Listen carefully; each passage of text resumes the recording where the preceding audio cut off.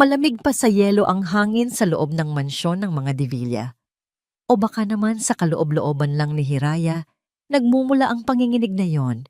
Nakaupo siya sa hapagkainan, sa isang mesang gawa, sa pinakamahal na nara, napapalibutan ng mga pagkaing kahit kailan ay hindi niya natikmang tunay ang lasa.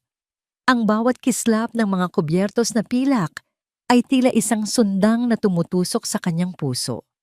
Ang bawat pagpatak ng oras mula sa antigong grandfather clock sa sulok ay parang martilyong pumupukpok sa kanyang sentido.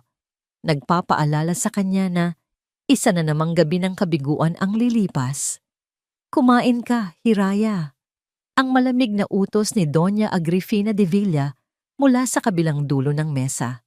Hindi ito pakiusap, isa itong utos. Ang boses ng kanyang biyenan ay palaging may talim. Kayang-kayang humiwa sa iyong pagkatao nang hindi mo namamalayan. Dahan-dahang itinaas ni Hiraya ang kanyang paningin. Nakatitig sa kanya si Doña Agrifina. Ang mga mata nitong singkit ay mapanuri.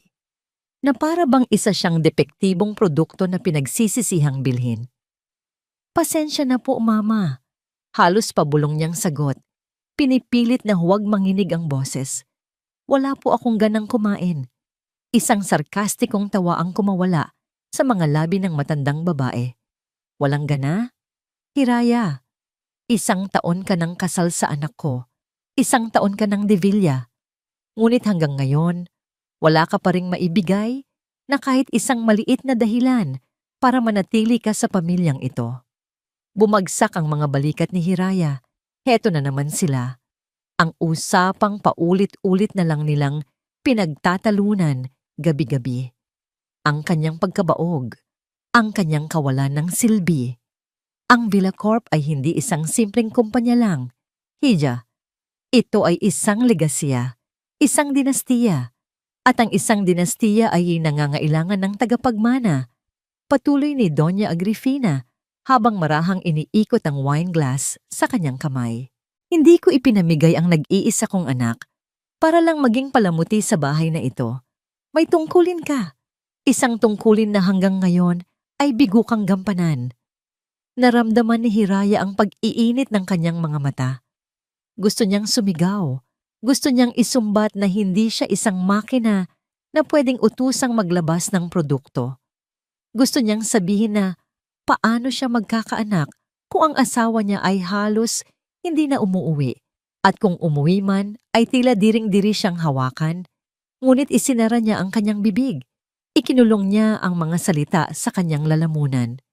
Dahil ang pagsagot kay Doña Agrifina ay katumbas ng pagpirma sa death warrant ng Sison Textiles, ang kumpanya ng kanyang pamilya na isinalba ng mga Divilla kapalit ng kasal na ito. Ang kanyang kaligayahan ang naging kabayaran. Sa gitna ng nakabibinging katahimikan, bumukas ang malaking pinto ng mansyon. Pumasok si Dasyo, ang kanyang asawa. Matikas at gwapo sa suot nitong mamahaling suit, ang lalaking pinangarap niya noon na ngayon naging bangungot niya gabi-gabi. Agad na tumayo si Hiraya, isang maliit na pag-asa ang sumibol sa kanyang dibdib. Dasyo, mahal, kararating mo lang. Hayaan mong ipaghanda kita ng hapunan. Ngunit nilampasan lang siya ni Dasyo na parang hangin. Hindi siya tinapunan ng tingin. Dumiretso ito sa kanyang ina at magalang na humalik sa pisngi. Mama, bati nito. Kasabay ng pagdaan ni Dasyo ay ang paghaplos sa ilong ni Hiraya ng isang amoy na hindi kanya. Isang matamis, bulaklakin na pabango. Hindi amoy ng pabango ni Dasyo, pabango ng ibang babae. Napatigil si Hiraya. Ang maliit na pag-asang sumibol kanina ay agad nalanta at namatay. Naramdaman niyang muli ang pamilyar na kirot sa kanyang dibdib. Bakit ngayon ka lang, anak? Tanong ni Doña Agrifina, ngunit ang tono nito ay malambing, malayong malayo sa pakikitungo nito sa kanya. May tinapos lang na mahalagang meeting, Mama. Sagot ni Dasyo habang iniluluwag ang kanyang kurbata. Sa wakas ay tumingin ito kay Hiraya, ngunit ang mga mata nito'y blanko at malamig. Huwag mo na akong ipaghanda. Kumain na ako sa labas. Bago pa man makasagot si Hiraya, isang katulong ang nagmamadaling lumapit kay Doña Agrifina. Doña, pasensya na po sa abala, pero may bisita po kayo. Nagpipilit po siyang pumasok. Miss Amihan Reyes daw po ang pangalan. Sa pagkarinig ng pangalang iyon, nanigas si Hiraya sa kanyang kinatatayuan. Napalingon siya kay Dasyo at nakita niya ang panandaliang gulat at pagkataranta sa mukha nito.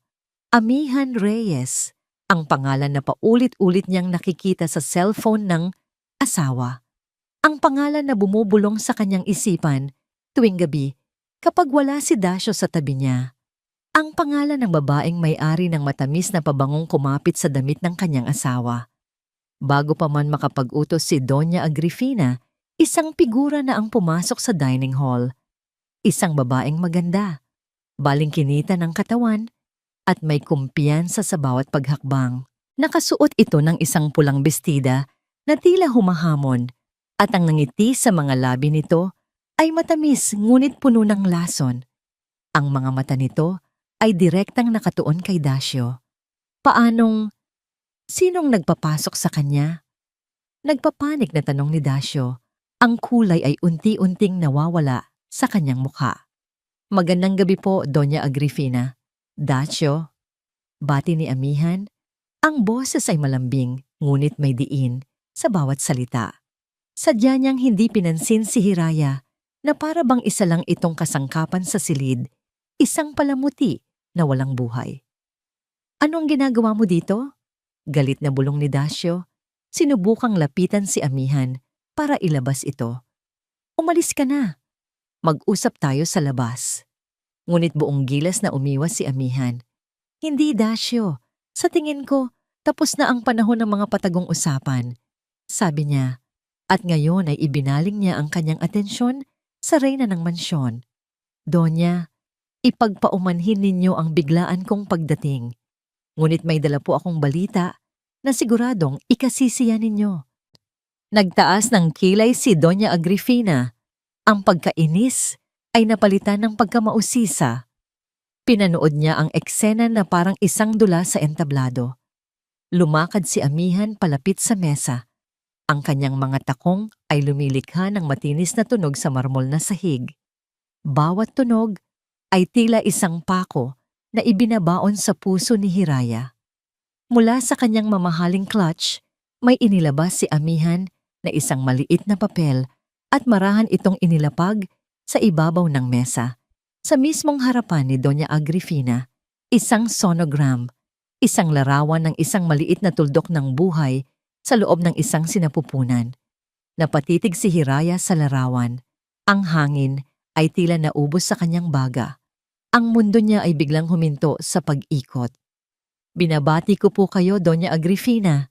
Nakangiting sabi ni Amihan, ang ngiti ng isang nagwagi. Magiging lola na po kayo.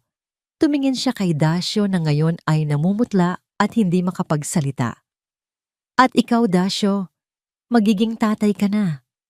Ang mga salitang iyon ay umalingaw-ngaw sa buong silid. Magiging tatay ka na. Para kay Hiraya, ang mga salitang iyon ay isang hatol ng kamatayan, ang kumpirmasyon ng lahat ng kanyang kinatatakutan, ang patunay ng kanyang walang katapusang pagkukulang. Ang kanyang kamay, na kanina pa nakahawak sa isang baso ng tubig, ay nagsimulang manginig. Isang panginginig na hindi niya mapigilan. Nagsimula sa kanyang mga daliri, umakyat sa kanyang braso, hanggang sa buo niyang katawan ay niyayanig ng isang tahimik na pagtangis. Nakita niya ang nangiting tagumpay sa mukha ni Amihan. Nakita niya ang pagkaduwag sa mukha ni Dasyo. At nakita niya ang dahan-dahang pagsilay ng kakaibang kislap sa mga mata ni Doña Agrifina. Hindi galit, hindi pagkagulat, kundi kasiyahan. At sa sandaling iyon, nawalan ng lakas ang kanyang mga daliri. Ang baso ay bumagsak mula sa kanyang kamay, lumikha ng isang nakabibingging ingay nang ito'y maging 1,000 piraso sa sahig. Ang tubig ay kumalat, gaya ng mga luhang gusto nang kumawala mula sa kanyang mga mata. Napalingon ang lahat sa kanya. Sa kauna-unahang pagkakataon ngayong gabi, napunta sa kanya ang atensyon, hindi dahil sa paggalang o pagmamahal, kundi dahil sa awa at pagkutya. Siya ang talunan, ang baog na asawa, ang babaeng ipinagpalit. Nakatitig siya sa mga bubog na kumikinang sa sahig at sa mga pirasong yon, nakita niya ang refleksyon ng kanyang wasak na pagkatao. Ito na, ito na ang huling patak. Ang huling insulto na kaya niyang tanggapin. Dahan-dahan, itinuon ni Doña Agrifina ang kanyang malamig na mga mata kay Hiraya, hindi sa nabasag na baso, kundi sa babaeng nabasag din ang puso. Walang bakas ng simpatiya sa kanyang muka. Sa halip, isang maliit at kontentong ngiti ang sumilay sa gilid ng kanyang labi. Lumapit ito kay amihan, kinuha ang sonogram, at tinitigang mabuti na para bang ito ang pinakamahalagang hiyas sa buong mundo. Hindi niya pinansin ang sarili niyang anak, na gulong-gulo pa rin ang isip. Hindi niya pinansin ang manugang niyang unti-unting namamatay sa loob. Tumingin si Doña Agrifina kay Hiraya. Ang mga mata ay puno ng pagtatagumpay. Sa wakas, deklara nito, ang boses ay mataginting at buo, sapat na para marinig ng buong kalawakan. Sa wakas, ang pamilya De Villa ay magkakaroon na rin ng tagapagmahana. Hindi alam ni Hiraya kung paano siya nakaalis sa hapagkainan na yon. Hindi niya matandaan kung paano niya nagawang iangat ang kanyang mga paa, hakbang-hakbang, palayo sa impyernong yon. Ang tanging naririnig niya sa kanyang isipan ay ang paulit-ulit na pag-aling-awngaw ng mga salita ni Doña Agrifina. Sa wakas, magkakaroon na rin ng tagapagmana. Ang mga salitang yon ay parang lason na, unti-unting kumakalat sa kanyang buong sistema. Pinaparalisa ang kanyang puso. Ninanakaw ang hangin sa kanyang mga baga. Nakarating siya sa garahe, sumakay sa kanyang kotse, at pinaandar ito ng walang patutunguhan. Ang mahalaga lang ay makalayo. Makalayo sa mansyon na naging kulungan niya. Makalayo sa mga taong pumatay sa kanyang kaluluwa. Kasabay ng pag-andar ng kotse ay ang pagbuhos ng malakas na ulan. Tila nakikidalamhati ang langit sa kanya. Ang bawat patak na humahampas sa windshield ay kasabay ng bawat luhang dumadaloy sa kanyang mga pisngi. Ang mga luhang matagal na niyang ikinukubli, ang mga hikbing matagal na niyang kinikimkim, ngayon ay malayang bumubuhos kasabay ng unos sa labas. Ang mga ilaw ng syudad ay nagmistulang mga mantsa ng kulay sa kanyang paningin. Malabo, magulo, katulad ng kanyang buhay, paulit-ulit na naglalaro sa kanyang isipan ang eksena kanina. Ang ngiti ni amihan, ang pagkaduwag ni Dasyo, ang tagumpay sa mga mata ni Doña Agrifina. Bakit? Bulong niya sa sarili, ang boses ay basag at paos. Ginawa ko ang lahat. Isinakripisyo ko ang lahat. Para lang ba dito? Ang kasunduan ay para isalba ang Season Textiles. Ang pagpapakasal niya kay Dasyo ay para mabigyan ng pangalawang buhay ang pinaghirapan ng kanyang mga magulang. Tinanggap niya ang lahat. Ang lamig, ang pangaalipusta, ang pagtataksil, dahil sa tungkulin, dahil sa pagmamahal sa pamilya. Ngunit ngayon, habang nag-iisa siyang nagmamaneho sa gitna ng bagyo, naramdaman niyang wala nang natira sa kanya. Isa na lang siyang basag na sisidlan, walang laman, walang silbi. Sa sobrang pagkahapon ng kanyang isip at katawan, itinigil niya ang kotse sa gilid ng isang tahimik na kalye. Ipinatong niya ang kanyang noo sa manibela at doon humagulhol ng walang tigil. Ang sakit ay napakalalim, napakatindi. Pakiramdam niya ay malulunod siya sa sarili niyang pighati. Nang sa wakas ay maubos na ang kanyang luha, dahan-dahan niyang itinaas ang kanyang ulo. At doon, sa gitna ng dilim at walang tigil na ulan, may isang bagay na pumukaw sa kanyang atensyon. Isang maliit na ilaw. Isang maliit at mainit na ilaw na nagmumula sa isang maliit na coffee shop sa kabilang kalsada. Mayroon itong simpleng signboard na gawa sa kahoy kung saan nakaukit ang mga salitang kalinaw kapehan, kalinaw, kapayapaan, isang salitang tila dayuhan sa kanya. Hindi niya alam kung bakit, pero tila may kung anong humihila sa kanya patungo sa lugar na yon. Isang pangangailangan para sa kanlungan, isang uhaw para sa kahit kapirasong katahimikan. Pinatay niya ang makina, kinuha ang kanyang bag, at buong tapang na sinalubong ang malakas na ulan. Sa loob lamang ng ilang segundo, basang-basa na siya, ngunit hindi na niya ininda ang lamig. Manhid na ang kanyang katawan, manhid na ang kanyang puso. Nang buksan niya ang pinto ng coffee shop, isang maliit na kampana ang tumunog. Sumalubong sa kanya ang amoy ng bagong timplang kape at cinnamon. Ang init mula sa loob ay tila isang yakap na humaplos sa kanyang nanlalamig na balat. Ang lugar ay maliit, ngunit malinis. Ilang mga mesang kahoy, mga komportabling upuan, at mga libro sa estante. Tahimik, payapa. Sa likod ng counter ay may isang babaeng nakatayo, abala sa pagpupunas ng mga tasa. Nang marinig nito ang kampana, nag-angat ito ng tingin. Ang babae ay marahil kaedad lang niya. Simple lang ang ayos nito, nakasuot ng puting t-shirt at maong, at ang buhok ay nakatali sa isang magulong bun. Ngunit ang mga mata nito ay tila nakikita ang lahat. Matalas, ngunit hindi mapanghusga. May lalim, na parang isang lumang balon na puno ng mga kwento. Nakita ng babae ang kalagayan ni Hiraya, ang basang damit, ang magulong buhok, at ang namumugto at mapupulang mga mata. Ngunit walang pagtataka o awa sa mukha nito. Sa halip, isang banayad na pag-unawa ang mababanaag dito. Hindi ito nagsalita.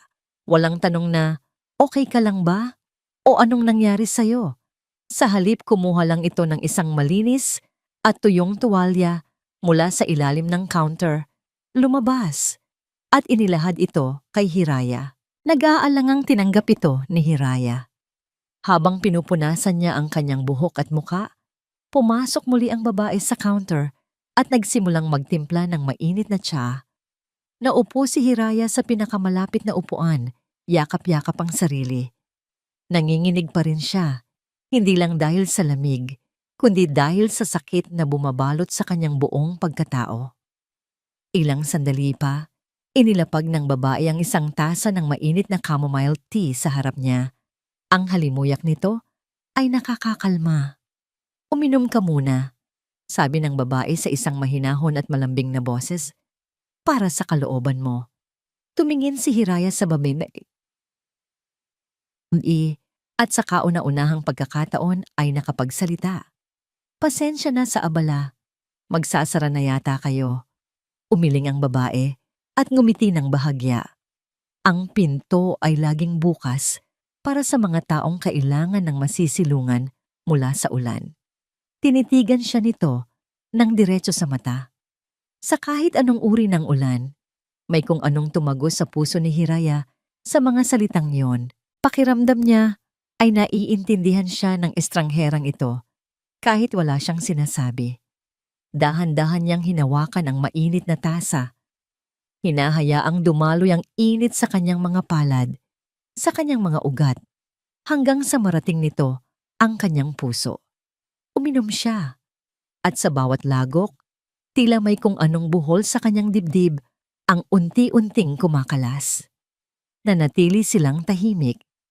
Si Hiraya ay umiinom ng tsa, at ang babae ay nagpatuloy lang sa kanyang ginagawa sa counter. Ngunit ang katahimikang yon ay hindi nakakailang. Ito ay isang katahimikang puno ng pag-unawa, isang katahimikang nakagagaling. Nang maubos ni Hiraya ang tsaa, naramdaman niya ang bahagyang paggaan ng kanyang pakiramdam. Hindi nawala ang sakit, pero hindi na ito kasing tindi ng kanina. May espasyo na ulit para huminga. Salamat, sabi ni Hiraya. Ang boses ay mas buo na ngayon. Salamat dito. Tumangulang ang babae. Walang anuman. Inabot nito ang isang maliit na card mula sa counter. Tala Cruz ang pangalan ko. Hiraya, sagot niya. Tala, pag-uulit niya sa isip. Bituin. Bago siya tumayo para umalis, may isang bagay na nakakuha ng kanyang pansin sa gilid ng counter. Isang luma at medyo kupas na litrato sa loob ng isang simpleng frame. Isang babaeng nakangiti na may hawig kay Tala at isang lalaking matikas na nakatayo sa tabi nito. May pamilyar sa mukha ng lalaki, ngunit hindi niya ito masyadong maaninag dahil sa dilim ng sulok na kinalalagyan nito. Ang nanay ko, sabi ni Tala, na napansin ang kanyang pagtingin. Tumango si Hiraya, hindi na nagtanong pa. Tumayo na siya at kinuha ang kanyang bag. Kailangan ko nang umalis. Magkano lahat? Umiling si Tala. Huwag mo nang isipin yon. Sagot ko na. Nagpumilit si Hiraya, ngunit matatag si Tala. Sige na, ang mahalaga ay nakatulong sa'yo. Lumapit ito sa kanya at ang mga mata nito ay muling nagpakita ng kakaibang lalim. Huwag mong kalimutan, Hiraya, sabi nito sa mahinang boses. Ang ulan, kahit gaano pa kalakas, ay tumitila rin. Ibinigay nito ang calling card sa kamay ni Hiraya. Kung kailangan mo ng isang taong makikinig, palagi akong nandito. Sandali itong huminto at ang mga mata nito ay tila nag-apoy. At kung kailangan mo ng isang taong tutulong sa iyong lumaban, pwede rin akong maging taong yon. Pag-uwi ni Hiraya sa mansyon, pasado 1:00 na ng madaling araw. Humupa na ang ulan sa labas, ngunit sa loob ng bahay, mas matindi pa sa bagyo ang tensyon na naghihintay sa kakanya. Naabutan niya si Doña Agrifina na nakaupo sa sala, nag-iisa sa ilalim ng liwanag ng isang maliit na lampshade. Tila isang reyna sa kanyang trono, matiyagang naghihintay sa pagbabalik ng isang alagad na nagtangkang tumakas. Si Dasyo ay wala na, marahil ay nasa silid nito, o mas malamang, bumalik sa babaeng nagdala ng magandang balita. Hindi nagsalita si Hiraya, dumiretso siya sa hagdanan, umaasang makakatakas siya sa isa na namang sermon. Ngunit ang boses ni Doña Agrifina ay pumigil sa kanya, malamig at matalas. Saan ka nang galing, Hiraya? Huminto si Hiraya sa unang baitang ng hagdan. Ang likod ay nakaharap pa rin sa kanyang biyenan. Huminga siya ng malalim bago humarap.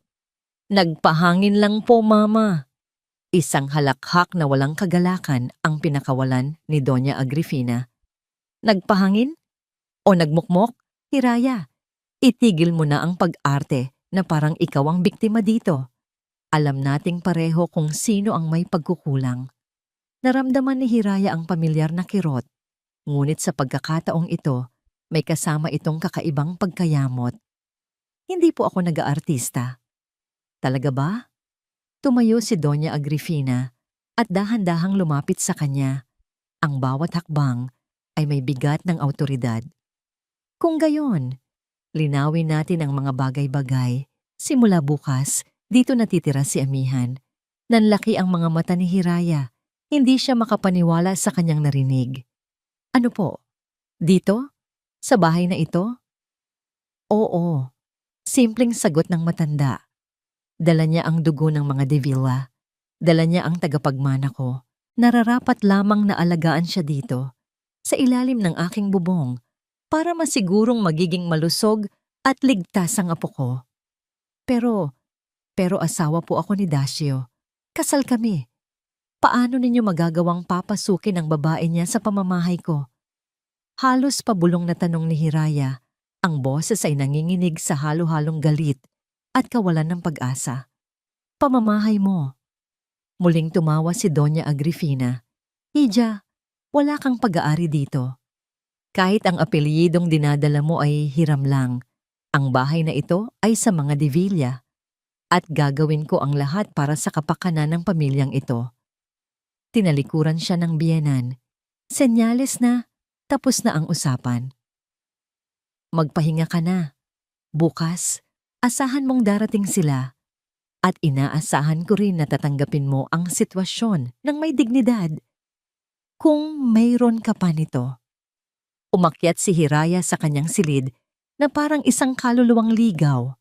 Ang bawat salita ni Doña Agrifina ay isang dagok na sumira sa natitira pa niyang lakas. Dito titira si Amihan. Sa bahay na ito, araw-araw niyang makikita ang buhay na katibayan ng pagtataksil ng kanyang asawa. Araw-araw siyang ipapamukha sa sarili niyang kawalan. Napaupo siya sa gilid ng kama, ang kamay ay mahigpit na nakakuyom sa ibabaw ng kumot. Ang mga luha ay nagbabadya na namang tumulo. Ngunit sa pagkakataong ito, pinigilan niya. Pagod na siyang umiyak, pagod na siyang maging talunan. Habang nakaupo doon sa dilim, naaalala niya ang mukha ni Tala Cruz, naalala niya ang init ng tasa ng tsa, at higit sa lahat, naalala niya ang mga huling salita nito. At kung kailangan mo ng isang taong tutulong sa iyong lumaban, pwede rin akong maging taong yon.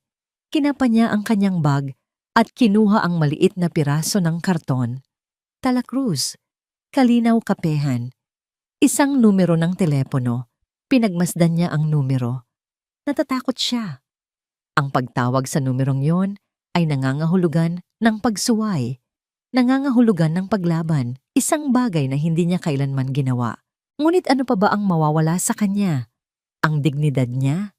Matagal na itong niyurakan. Ang pagmamahal ng asawa niya? Hindi niya ito kailanman naramdaman. Ang respeto ng kanyang biyenan? Isa lang siyang kasangkapan sa mata nito. Gusto niyang lumaban. Kahit isang beses lang. Gusto niyang maramdaman na may kontrol pa siya sa sarili niyang buhay. Nanginginig ang mga kamay. Kinuha niya ang kanyang telepono at tinipa ang numero. Pagkatapos ng ilang ring, isang pamilyar at mahinahong boses ang sumagot. Hello? Tala Cruz speaking. Titala. Si Hiraya ito. Nauutal niyang sabi. Isang sandali ng katahimikan. Hiraya, napatawag ka. Ayos ka lang ba? Hindi. Aminado niya. At sa pagsabi noon, isang bahagi ng bigat sa kanyang dibdib ang nabawasan. Hindi ako ayos. At kailangan ko yata ng tulong. Sa kabilang linya, narinig niya ang pagbuntong hininga ni Tala. Hindi dahil sa pagkainis, kundi dahil sa pag-unawa. Sabihin mo sa akin ang lahat. At ikinuwento nga ni Hiraya ang lahat. Ang utos ni Doña Agrifina, ang planong pagtira ni Amihan sa mansyon, ang pakiramdam na tila unti-unti na siyang sinasakal hanggang sa mamatay. Hiraya, makinig ka, sabi ni Tala matapos marinig ang lahat. Ang boses nito ay kalmado ngunit matatag. Hindi ka nila pwedeng tratuhin na parang basura. May karapatan ka, may boses ka, kailangan mo lang hanapin ulit. Pero paano? Tanong ni Hiraya. Natatakot ako. Kapag kinalaban ko sila, baka madamay ang pamilya ko. Hindi natin kailangan ng malaking digmaan ngayon, Hiraya. Ang kailangan natin ay isang maliit na laban, isang maliit na hakbang para maipakita sa kanila at higit sa lahat, sa sarili mo na hindi ka napapayag na tapak-tapakan. Humanap ka ng isang bagay, kahit gaano kaliit at doon ka tumanggi. Isang maliit na bagay. Isang hindi. Kinabukasan, ang hapagkainan ay mas malamig pa kaysa dati. Naroon na si Amihan, nakaupo sa tabi ni Dasyo na parang siya na ang tunay na ginang ng bahay. Si Dasyo ay hindi makatingin ng diretso kay Hiraya. Si Doña Agrifina naman ay may ngiti ng isang general na nanalo sa giyera. Buong agahan, tinitiis ni Hiraya ang mga parinig ni Amihan tungkol sa kanyang paglilihi at ang mga bilin ni Doña Agrifina tungkol sa kung paano dapat alagaan ang apo nito. Hindi siya umimik. Pinakinggan niya lang ang payo ni Tala sa kanyang isipan. Humanap ka ng pagkakataon. At ang pagkakataon ay dumating. Hiraya, utos ni Doña Agrifina habang nagpupunas ng bibig gamit ang serbilyeta. Naayos ko na ang guest room para kay Amihan. Ngunit naisip ko, mas makabubuti siguro kung sa master's bedroom na lang siya. Mas maluwag doon at mas komportable para sa kanyang kalagayan. Ikaw na lang ang lumipat sa guest room. Ito na yon, ito ang sandali. Naramdaman ni Hiraya ang pagbilis ng tibok ng kanyang puso. Ito ang pinakamalaking insulto.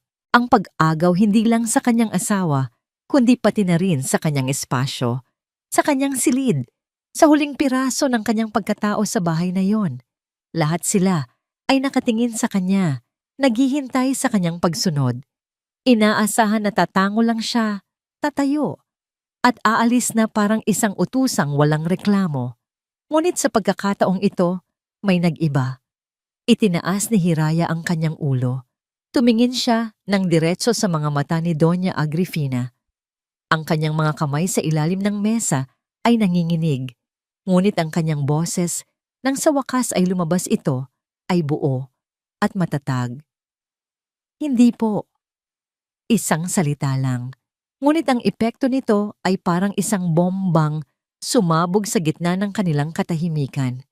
Napatigil si Amihan sa pag-inom ng juice. Napaangat ng tingin si Dasyo. Ang mga mata ay puno ng pagkagulat.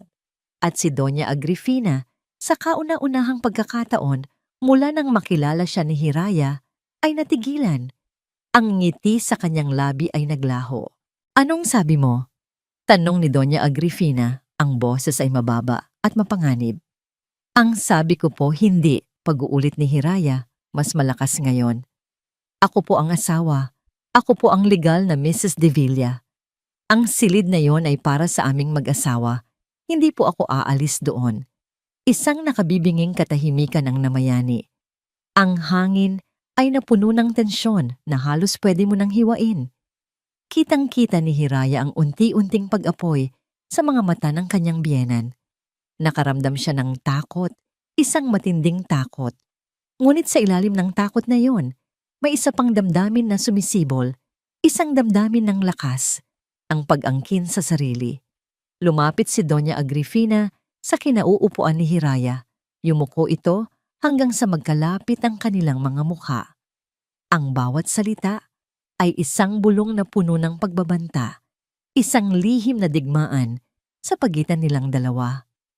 Napakalaking pagkakamali ang ginawa mo, Hiraya. Isinara na ni Tala ang pinto ng Kalinaw Kapehan. Ang huling customer ay kanina pang umalis. Ang natira na lang ay ang pamilyar na katahimikan, ang banayad na amoy ng kape, at ang mahinang tunog ng ulan na muling nagsimulang pumatak sa labas. Para sa marami, ang kanyang coffee shop ay isang kanlungan, isang lugar ng kapayapaan. Kalinaw, iyon ang ipinangako ng pangalan nito. Ngunit para kay Tala, sa mga gabing tulad nito na siya na lang ang mag-isa, ang lugar ay nagiging isang entablado para sa mga multo ng nakaraan. Ang kapayapaan ay isang maskara lamang para sa unos na nananahan sa kanyang puso. Lumakad siya patungo sa isang maliit na pinto sa likod ng counter na papunta sa kanyang opisina. Dito, walang mga mesang kahoy o mga tasa. Ang naroon ay isang malaking corkboard na puno ng mga litrato, mga koneksyon na iginuhit ng pulang sinulid at mga timeline. Sa gitna ng lahat ng ito ay ang larawan ng pamilya De Villa, isang perpektong larawan ng kasinungalingan. Mula sa ilalim ng kanyang mesa, hinila niya ang isang lumang baul na gawa sa kahoy. Ang alikabok ay bahagyang kumapit na dito, ngunit ang laman nito ay sariwa pa rin sa kanyang alaala. Dahan-dahan niyang binuksan ito. Ang bawat pag-angat ng takip ay tila pagbubukas ng isang sugat na hindi kailanman naghilom. Sa loob, naroon ang mga mumunting alaala ng isang buhay na ninakaw, isang tuyong bulaklak ng sampagwita, isang kwintas na may simpleng perlas, at isang litrato. Kinuha niya ang litrato.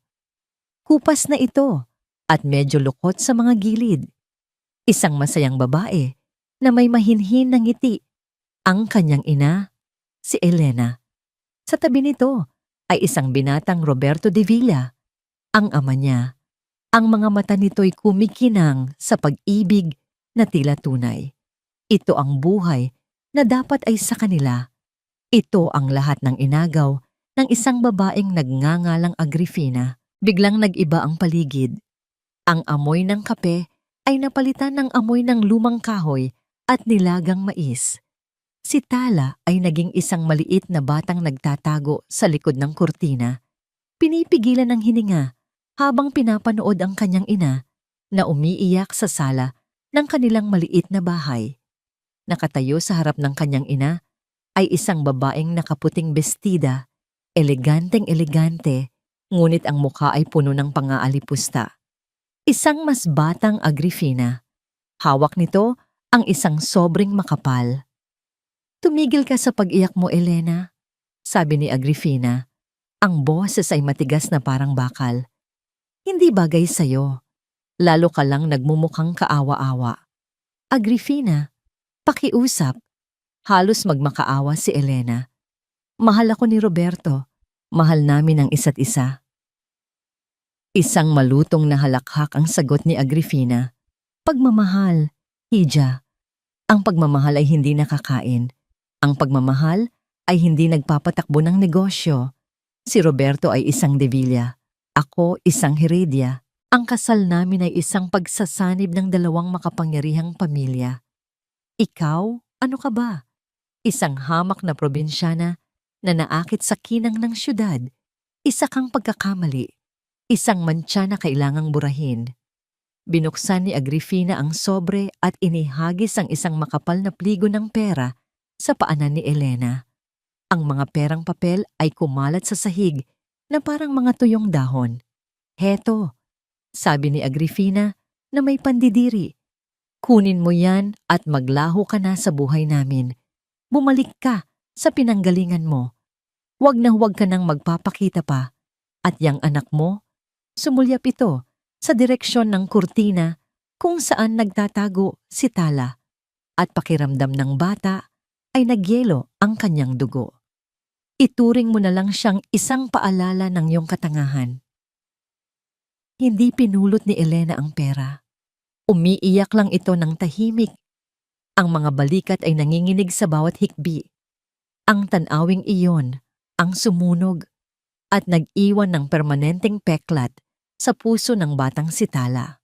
Napapikit si Tala, itinaboy ang masakit na alaala. Ang puot, ang walang hanggang puot. Iyon ang naging gasolina niya sa loob ng maraming taon. Pinag-aralan niya ang bawat galaw ng mga Devilla. Binuo niya ang Kalinaw Kapehan hindi lang bilang isang negosyo, kundi bilang isang observation post. Isang lugar kung saan malapit siya sa kanyang kaaway. Naghihintay ng tamang panahon para gumanti. Ang plano niya ay simple. Sirain si Doña Agrifina gamit ang mga sikreto nito. At si Hiraya. Sa simula, si Hiraya ay isang piyesa lamang sa kanyang laro, isang kasangkapan. Ang kahinaan ng pamilya Devilla na pwede niyang gamitin para makapasok. Ngunit may nag-iba.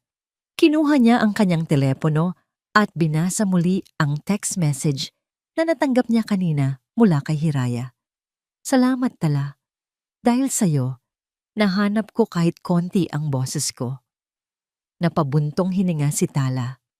Sa bawat pakikipag-usap niya kay Hiraya, nakikita niya hindi lang ang isang kasangkapan, kundi ang refleksyon ng kanyang ina, ang parehong kabutihan, ang parehong sakit, ang parehong pagtitiis. Ang pakikiramay ay nagsimulang makipag-agawan sa kanyang pagnanais na maghiganti.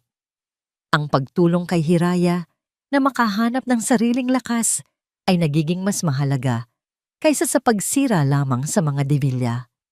Naging komplikado ang lahat. Ibinalik niya ang kanyang tingin sa corkboard, sa lahat ng kanyang pananaliksik, ang mga bank statement, mga ulat sa negosyo, mga artikulo sa dyaryo. Pinag-aralan niya ang lahat. Ibinalik niya ang litrato sa loob ng baul. Ngunit habang ginagawa niya ito, may isang maliit at nakatuping papel na nahulog mula sa likod ng frame. Isang bagay na hindi niya napansin noon. Kinuha niya ito at maingat na binuklat. Isa itong lumang reseta, ang sulat ay medyo kupas na.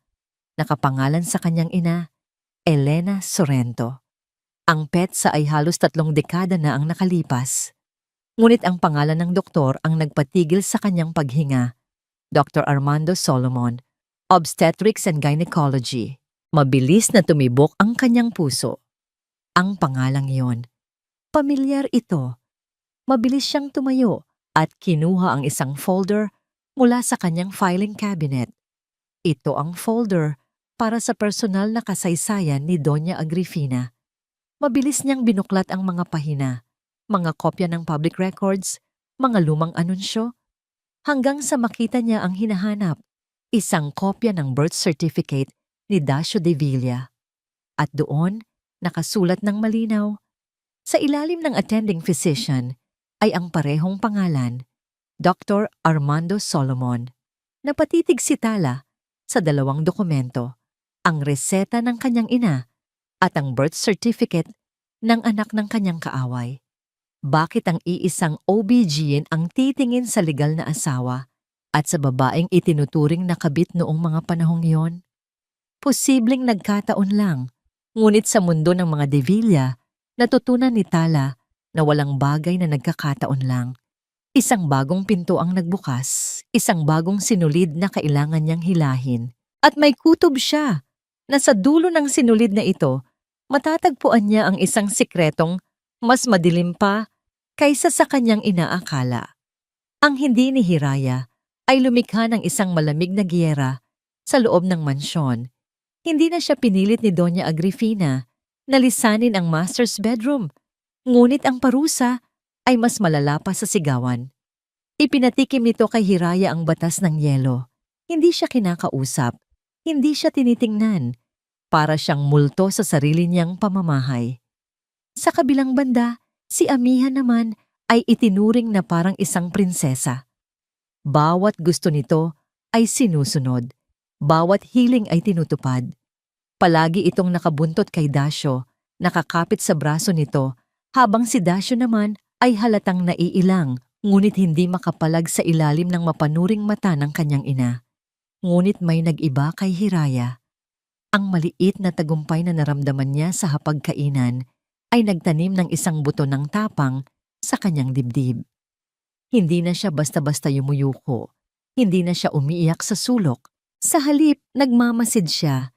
Sa isang lihim na pag-uusap nila ni Tala sa telepono, binigyan siya nito ng payo. Ang mga sinungaling ay laging may butas sa kanilang kwento, Hiraya, sabi ni Tala. Hindi nila kayang panindigan ang bawat detalye. Magmasid ka lang. Pakinggan mo ang hindi nila sinasabi. Doon mo sila mahuhuli. At iyon nga ang ginawa ni Hiraya. Ginamit niya ang kanyang pagiging invisible para maging isang espiya. Ang unang pagkakataon ay dumating sa isang maliit na salo-salo na inorganisa ni Doña Agrifina para sa mga piling kaibigan upang ianunsyo ang magandang balita. Habang ang lahat ay abala sa pagbati kay Amihan, napansinin ni Hiraya ang pagpunta nito sa isang sulok. Malayo sa paningin ng karamihan, mula sa salamin sa pader, kitang-kita niya nang kunin ni Amihan ang isang baso ng champagne mula sa isang waiter at dahan-dahan itong ininom na akala mo'y walang nakakakita. Isang buntis na umiinom ng alak, kumunot ang noo ni Hiraya. Itinago niya ang impormasyong yon sa kanyang isipan. Ilang araw ang lumipas, nagkaroon siya ng isa pang pagkakataon. Pauwi na siya mula sa pagbisita sa kanyang mga magulang nang makita niya si Amihan na palabas ng isang mamahaling mall, bit-bit ang maraming paper bags. Ang nakapukaw sa kanyang atensyon ay ang suot nitong sapatos, isang pares ng stiletto na may talim at taas na halos 6 na pulgada. Naglalakad ito nang walang kahirap-hirap na para bang sanay na sanay. Hindi ba't sabi ng doktor, bawal sa buntis ang masyadong mataas na takong? Bulong ni Hiraya sa sarili habang pinapanood itong sumakay sa kotse na ipinagkaloob dito ni Doña Agrifina. Ang mga maliliit na bagay na ito, ang alak, ang sapatos, ay tila mga piraso ng isang puzzle na hindi magkakatugma. Sinabi niya ang lahat ng ito kay Tala sa isa pa nilang lihim na pag-uusap. Magaling, Hiraya, sabi ni Tala sa kabilang linya, may paghanga sa kanyang boses. Patuloy mo lang yan. Ngayon, kailangan natin ng mas matibay na ebidensya. Ang doktor?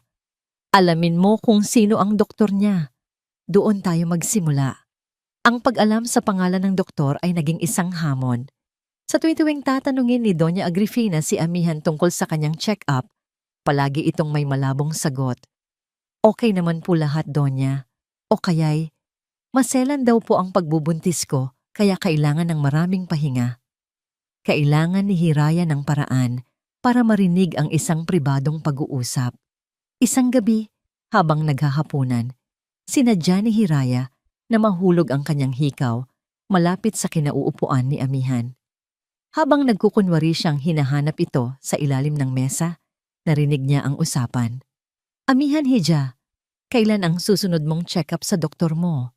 Tanong ni Doña Agrifina.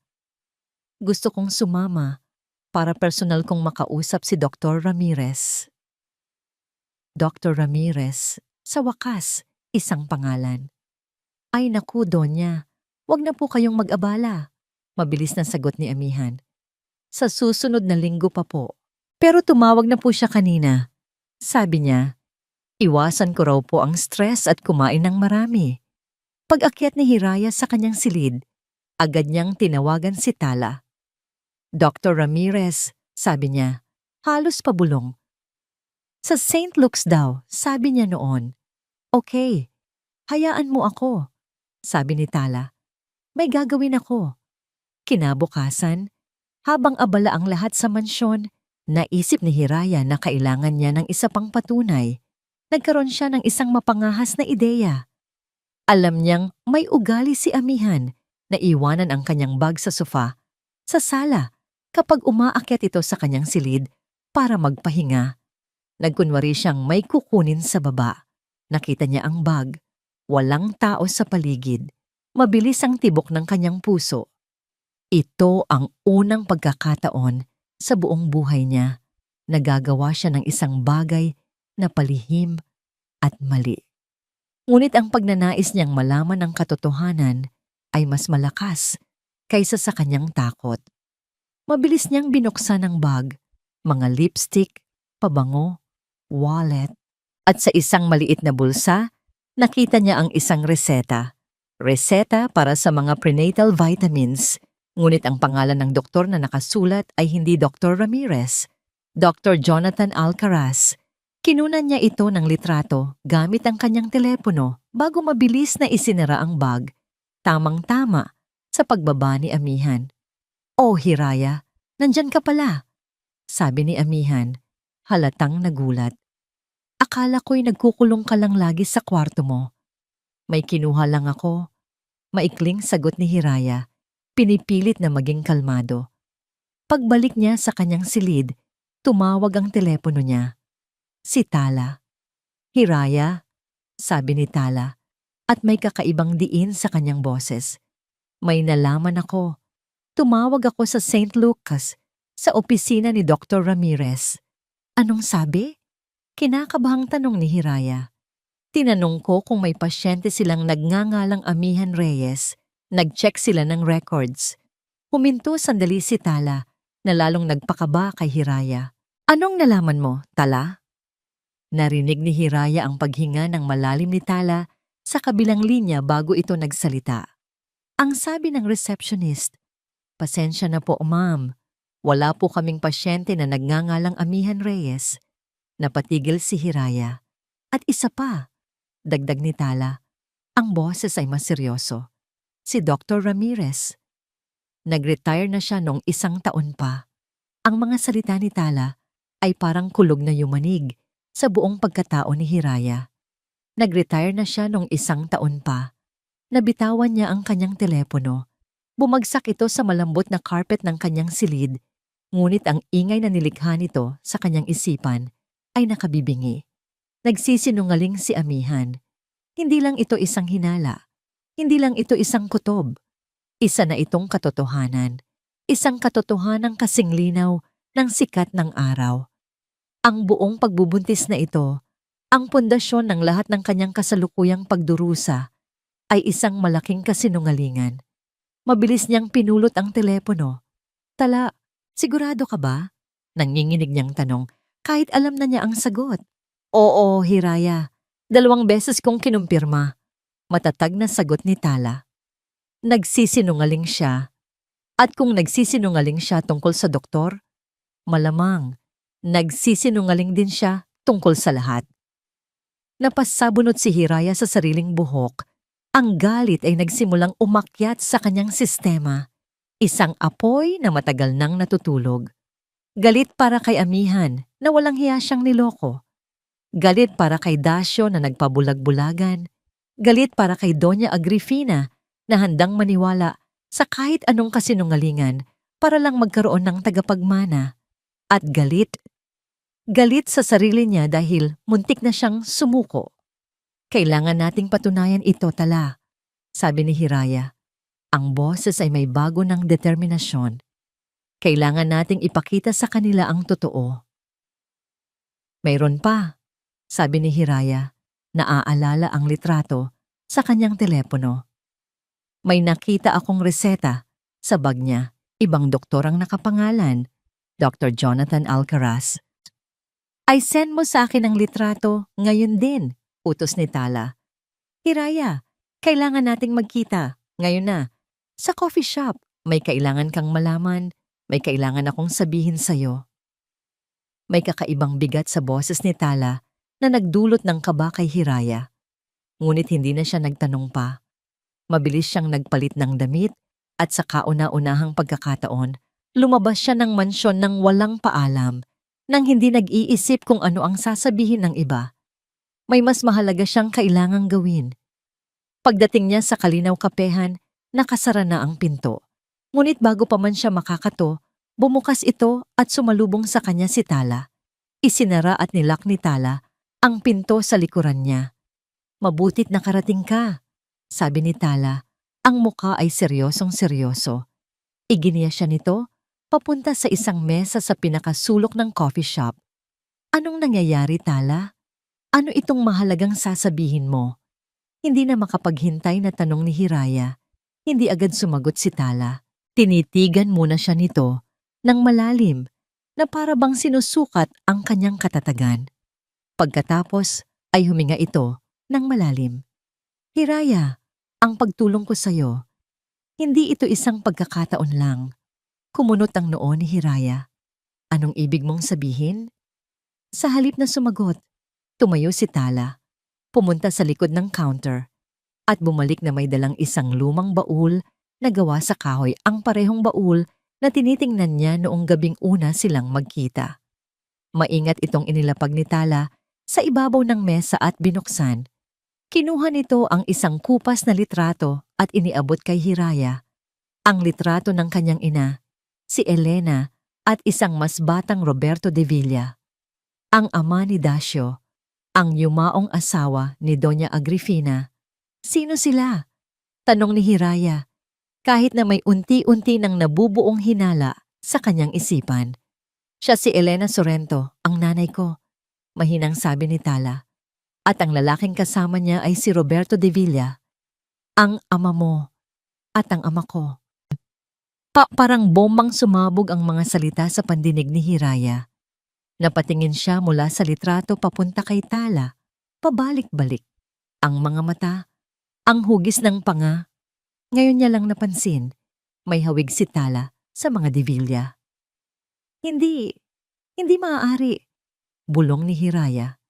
Pero totoo, sabi ni Tala, ang boses ay puno ng pait.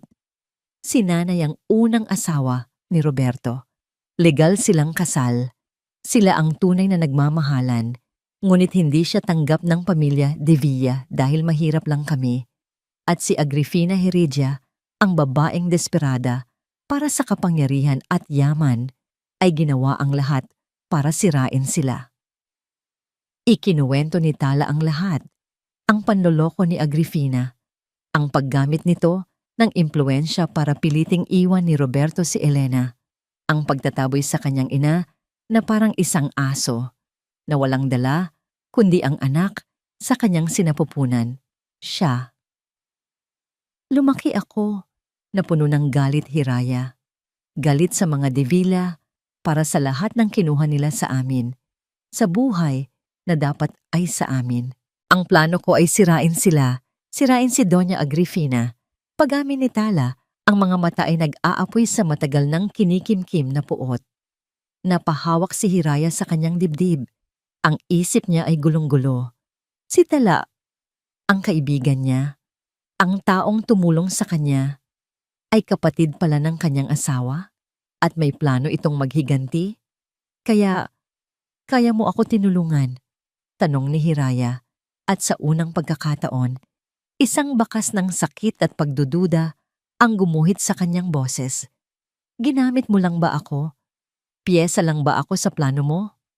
Nakita ni Tala ang sakit sa mga mata ni Hiraya at isang guhit ng pagsisisi ang dumaan sa kanyang mukha. Sa simula, oo. Mahinang pag-amin niya, isang katotohanang masakit pakinggan. Nakita ko sa iyo ang perpektong paraan para makapasok sa buhay nila, ang kahinaan nila. Pero Hiraya, habang nakikilala kita, habang nakikita ko ang pinagdadaanan mo, nakita ko ang nanay ko sa iyo. Nakita ko ang parehong sakit, ang parehong pagtitiis, at nagbago ang lahat. Lumapit si Tala kay Hiraya.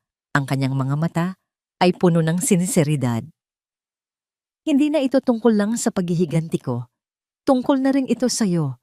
Tungkol sa pagkuha mo ng hustisya na nararapat sa'yo. Nakatitig lang si Hiraya kay Tala. Hindi alam kung ano ang iisipin. Ang mundo niya ay muling gumuho, ngunit sa ibang paraan. Ang taong pinagkakatiwalaan niya ay may sariling mga sikreto. Ngunit sa kabila ng pagkabigla, may isang bahagi sa kanya na nakakaintindi sa galit ni Tala. Ang paghihiganti ko ay para sirain si Doña Agrifina. Patuloy ni Tala, ang boses ay desperado. Ngunit ngayon, nagbago na. Gusto kong makuha natin ang hustisya, tayong dalawa. Pero kailangan mong pumili, Hiraya. Hinawakan ni Tala ang mga kamay ni Hiraya. Malamig ang mga ito. Sasama ka ba sa akin sa laban na ito? O tatalikuran mo ako ngayon na alam mo na ang lahat? Walang nakakalampas sa mga mata at tainga ni Doña Agrifina de Villa. Ang kanyang mansyon ay ang kanyang kaharian at bawat sulok nito ay may mga matang nagmamasid at mga taingang nakikinig para sa kanya. Ang mga katulong, hardinero at driver, lahat sila ay mga tapat na alagad na ang katapatan ay nabili ng pera o nabuo sa takot. Kaya naman, nang mapansin niya ang biglaang pagbabago sa kilos ni Hiraya, agad siyang naghinala. Ang dating parang basang sisiw na manugang ay bigla na lang nagkaroon ng tinik. Ang pagtanggi nito sa hapagkainan ay ang unang senyales. Ang mga palihim nitong pag-alis na dati hindi nito ginagawa ay ang pangalawa. Noong una, inakala niyang simpleng pagre-rebelde lang ito ng isang babaeng nasasaktan. Ngunit si Doña Agrifina ay hindi naniniwala sa mga simpleng bagay. Para sa kanya, sa likod ng bawat kilos ay may motibo. Sa likod ng bawat pagbabago ay may nag-uudyok. Subaybayan ninyo siya.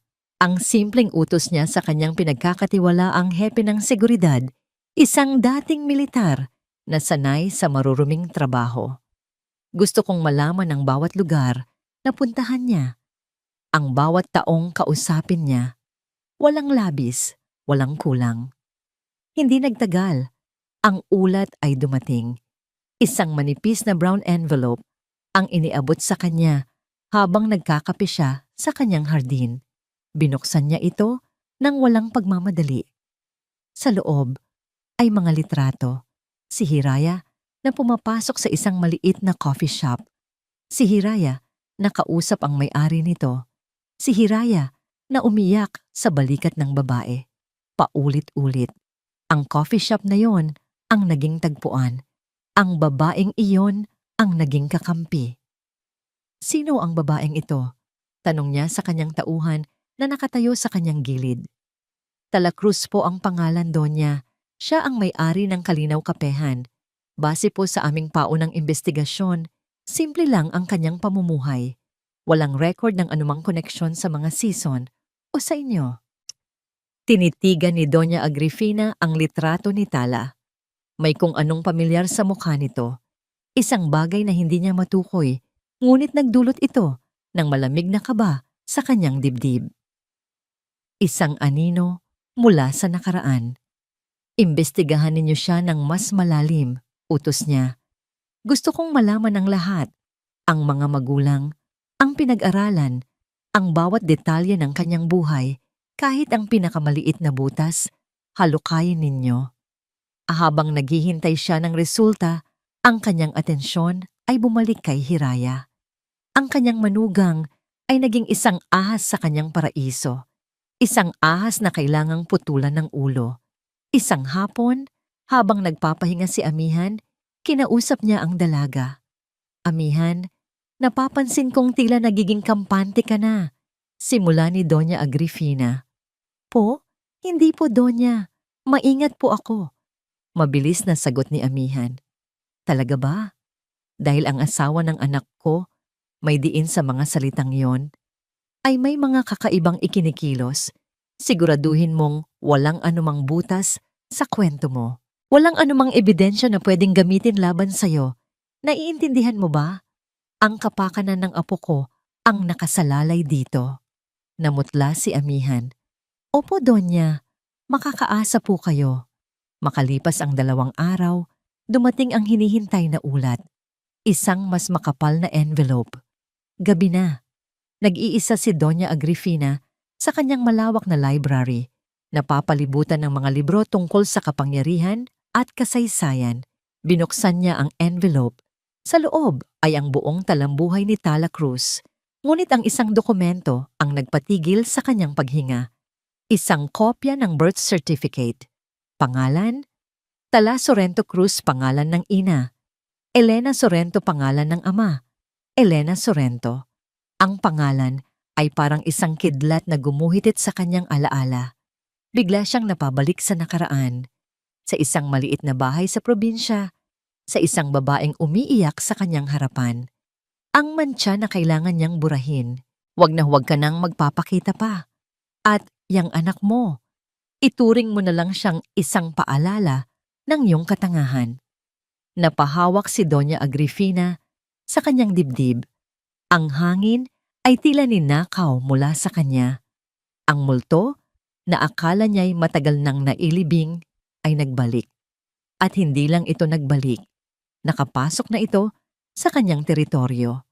Nakalapit na ito sa kanyang pamilya.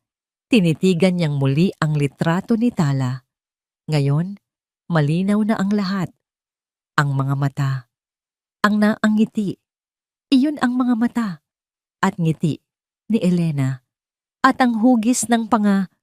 Iyon ang panga ni Roberto. Hayop. Ang salitang lumabas sa kanyang bibig. Isang bulong na puno ng galit at takot. Hindi ito nagkataon lang. Ito ay isang planadong paghihiganti. At si Hiraya ang ginamit nilang tulay. Nawala ang kanyang composure. Ang lahat ng kanyang pagiging sopistikada ay naglaho, napalitan ng isang primal na takot. Takot na mabunyag ang kanyang mga kasalanan. Takot na gumuho ang lahat ng kanyang pinaghirapan. Ang imperyong binuo niya sa pundasyon ng kasinungalingan ay nasa panganib. Kailangan niyang kumilos. Kailangan niyang unahan sila. Kailangan niyang ipakita sa kanila kung sino ang tunay na may kapangyarihan. Kailangan niyang durugin si Hiraya sa paraang hindi nito malilimutan. Kailangan niyang tanggalan ito ng lahat ng kakampi, ng lahat ng lakas. Kinuha niya ang kanyang telepono. Ang kanyang mga daliri ay nanginginig sa galit habang tinitipan niya ang numero ng kanyang pinakamaimpluwensyang koneksyon sa mundo ng negosyo. Nang may sumagot sa kabilang linya, ang kanyang boses ay malamig na parang yelo, ngunit matatag na parang bato. Walang bakas ng takot na kanyang naramdaman kanina. Muli, siya si Doña Agrifina de Villa ang reynang hindi natitinag. May ipapagawa ako sa'yo. Simula niya, may isang kumpanya na gusto kong mawala sa mapa. Ang pangalan ay Season Textiles. Pagkatapos ng pag-uusap nila ni Tala, Umuwi si Hiraya na may halo-halong emosyon pagkabigla sa katotohanang nalaman niya, pag-unawa sa galit ni Tala, at isang bagong tuklas na determinasyon na ituloy ang laban. Magkasama na sila ngayon, hindi na siya nag-iisa. Sa loob ng ilang araw, naging mas maingat sila. Palihim silang nagplano. Si Tala ay nagsimulang mag-imbestiga tungkol kay Dr. Jonathan Alcaraz, ang doktor sa reseta. Habang si Hiraya naman ay patuloy na nagmamasid sa kilos ni Amihan, naghahanap ng iba pang butas. Mayroon ng pag-asa, mayroon ng liwanag, kahit gaano kaliit.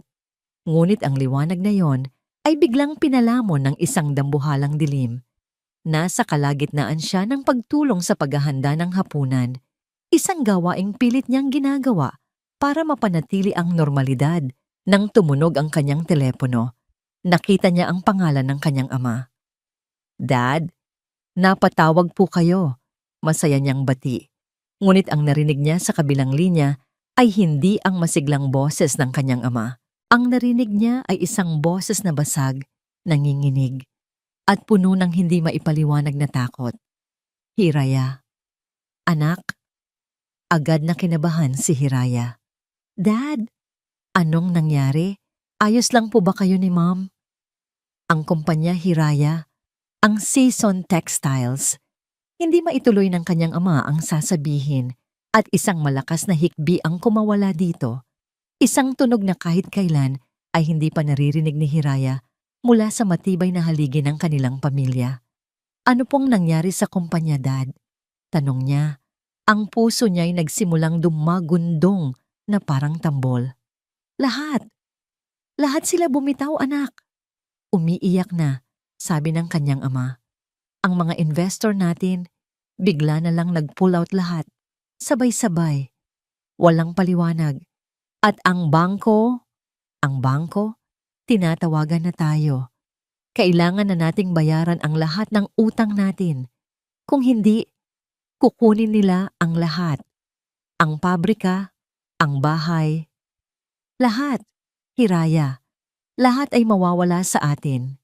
Nabitawan ni Hiraya ang hawak niyang sandok. Bumagsak ito sa sahig na may malakas na kalabog. Ang mga binti niya ay biglang nanlambot. Hindi maaari. Hindi ito nagkataon lang. Ang biglaang pagbagsak, ang sabay-sabay na pag-atras ng mga investor. Isa lang ang may kayang gumawa nito. Isa lang ang may kapangyarihan at kasamaang loob para isagawa ang ganitong paninira. Doña Agrifina. Nang hindi nagpapaalam, tumakbo siya. Tumakbo siya palabas ng kusina, patawid sa malawak na sala, hanggang sa marating niya ang library, kung saan alam niyang nagpapalipas ng oras ang kanyang biyenan tuwing hapon. Walang katok-katok. Marahas niyang binuksan ang pinto.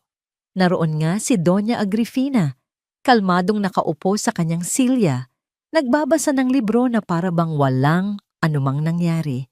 Nang makita siya nito, dahan-dahan nitong ibinaba ang libro at tinanggal ang salamin sa mata. Ang mukha nito ay blanko, ngunit ang mga mata ay may malamig na kislap ng tagumpay. "Anong kailangan mo, Hiraya? Hindi ka ba naturuan na kumatok?" "Kayo po ang may gawa nito, hindi ba?" Diretsong akusa ni Hiraya. Ang boses niya ay nanginginig sa galit at pighati. "Ang pagbagsak ng Season Textiles, kayo ang nasa likod nito." Hindi itinanggi ni Doña Agrifina. Hindi man lang ito kumurap. Sa halip, isang maliit na ngiti ang sumilay sa mga labi nito. Natagalan kayatang malaman. Ang pag-amin na yon ay isang sampal sa mukha ni Hiraya. "Bakit? Bakit niyo ginawa to? Ang usapan natin, pinakasalan ko si Dasyo para isalba ang kumpanya. At iniligtas ko nga ito." Kalmadong sagot ng matanda. "Ngunit ang kasunduan ay may kondisyon. Ang kondisyon ay ang iyong pagsunod, ang iyong katapatan. Isang kondisyon na binali mo nung nagsimula kang makipagkita sa Sorrento na yon." Nanigas si Hiraya. Alam na niya. Alam na niya ang tungkol kay Tala. "Nagkamali ka ng kinalaban, Hiraya." Tumayo si Doña Agrifina at lumapit sa kanya na parang isang predator na papalapit sa kanyang biktima. Akala mo ba hindi ko malalaman? Akala mo ba kaya mong lokohin ako sa sarili kong pamamahay? Wala po kaming ginagawang masama, sigaw ni Hiraya. Talaga ba? Ang pakikipag-alyansa sa anak ng kabit ng asawa ko, ang pagpaplano sa likod ng aking likuran, hindi masama yon para sa'yo? Tumingin ito ng diretso sa kanyang mga mata. Ito ay isang paalala lamang, Hirya. Isang paalala kung nasaan ka lang dapat, kung sino ako, at kung sino ka lang. Sa gitna ng komprontasyon, bumukas ang pinto at pumasok si Dasyo na naalarma sa sigawan. Mama, Hiraya, anong nangyayari dito? Napalingon si Hiraya sa kanyang asawa, ang huling hibla ng kanyang pag-asa. Dasyo, pakiusap. Ang nanay mo. Sinisira niya ang pamilya ko. Tulungan mo ako. Pagmamakaawa niya. Tumingin si Dasyo mula sa nagmamakaawang asawa patungo sa kanyang ina na matigas ang mukha. Nakita ni Hiraya ang pag-aalinlangan sa mga mata nito, ang sandaling pagtatalo sa kanyang kalooban. Ngunit gaya ng dati, nanalo ang takot, nanalo ang pagkaduwag. Dahan-dahan, umiwas ng tingin si Dasyo. Tinalikuran siya nito. Mama knows best, Hiraya. Ang mahinang sagot nito, bawat salita ay isang punyal na bumaon sa puso ni Hiraya. Gumuho ang mundo niya. Ang lalaking pinangakuan niyang mamahalin ay tinalikuran siya. Ang babaeng nagbigay sa kanya ng pag-asa ay ang naging dahilan ng kanyang kapahamakan. At ang pamilyang sinubukan niyang isalba ay nasa bingit na ng pagkasira. Heto ang ultimatum ko para sa iyo, Hiraya. Sabi ni Doña Agrifina, ang boses ay pinal at walang awa. Itigil mo ang lahat ng koneksyon mo kay Tala Cruz. Itigil mo ang kahibangan mong pag-iimbestiga. Tanggapin mo si Amihan at ang magiging apo ko. Mamuhay ka dito bilang isang anino, bilang palamuti, gaya ng nararapat. Gawin mo yan at baka sakaling ibalik ko ang lahat. At kung hindi? Halos paos na tanong ni Hiraya. Kung hindi? Ngumiti si Doña Agrifina, isang ngiting nakakakilabot. Panonoorin mong maghirap ang mga magulang mo. Panonoorin mong gumuho ang lahat ng pinaghirapan nila. At sisiguraduhin kong kahit isang kusing ay walang matitira sa kanila. Ang pagpili ay nasa iyo. Umalis si Doña Agrifina. Kasunod si Dasyo. Iniwan si Hiraya na nakatayong mag-isa sa gitna ng malawak na library. Napaluhod siya sa sahig. Ang kanyang mga binti ay hindi na kayang suportahan ang bigat ng kanyang kabiguan. Lahat ay nawala. Sinubukan niyang lumaban, ngunit mas malakas ang kalaban. Sinubukan niyang bumangon, ngunit mas malakas ang puwersang humihila sa kanya pababa. Wala na siyang pagpipilian. Wala nang laban. Talo na siya. Kinuha niya ang kanyang telepono. Ang mga daliri ay nanginginig. Hinanap niya ang pangalan ni Tala. Kailangan niyang sabihin dito na tapos na ang lahat. Nasuko na siya. Ngunit bago pa man niya mapindot ang call button, isang text message ang pumasok. Galing kay Tala. Mabilis niya itong binuksan. Hindi ito mga salita. Isa itong audio file. Nang may pag-aalinlangan, pinindot niya ang play at isang boses ang kanyang narinig. Boses ni Amihan. Tumatawa. Masaya. Oo nga. Ang galing. 'Di ba? Akala talaga ng matandang hukluban na, yon buntis ako. Kung alam lang niya na peke lang ang sonogram at binili ko lang tong tiyan na to sa online. Ay, hindi na ako makapaghintay na makuha ang mana ng Devilla. At kapag nakuha ko na, babalikan na kita, mahal ko. Natigilan si Hiraya. Ang hawak niyang telepono ay tila naging isang sandata. Ang despair na nararamdaman niya kanina ay biglang napalitan ng isang damdaming mas matindi pa. Hindi lang galit, kundi nag-aalab na puot. Ang gabi ng ika-50 anibersaryo ng Villacorp Holdings ay isang pagtitipon ng mga Diyos at Diyosa ng alta sosyedad. Ang grand ballroom ng isang 5-star hotel ay napuno ng kislap ng mga alahas, ng halimuyak ng mamahaling pabango, at ng mga pekeng ng ngiti at bulungan. Ang lahat ay naroon para saksihan ang kapangyarihan ng pamilya de Villa. Sa gitna ng lahat ng ito, nakatayo si Doña Agrifina de Villa, ang reyna sa kanyang palasyo. Nakasuot siya ng isang eleganteng itim na gown. Ang kanyang tindig ay puno ng awtoridad. Sa kanyang tabi ay si Dacio, at sa kabilang tabi naman ay si Amihan, na ngayon ay halatang halata na ang pagbubuntis sa suot nitong hapit na silver na bestida. Siya ang sentro ng atensyon, ang tropeo na buong pagmamalaking ipinapakita ni Doña Agrifina. Sa isang sulok, malapit sa malaking pinto, nakatayo si Hiraya. Para sa lahat, siya ay isang anino lamang. Ang kaawa-awang asawa na natabunan na ng bagong paborito. Marami ang sumusulyap sa kanya nang may halong awa at pangungutya. Ngunit hindi nila alam na ang aninong yon ay isang bombang naghihintay lang ng tamang oras para sumabog. Sa ilalim ng kanyang kalmadong anyo ay isang pusong dumadagundong sa kaba at determinasyon. Ang audio recording mula kay Tala ay paulit. Ulit na tumutugtog sa kanyang isipan, isang paalala ng kanyang misyon ngayong gabi.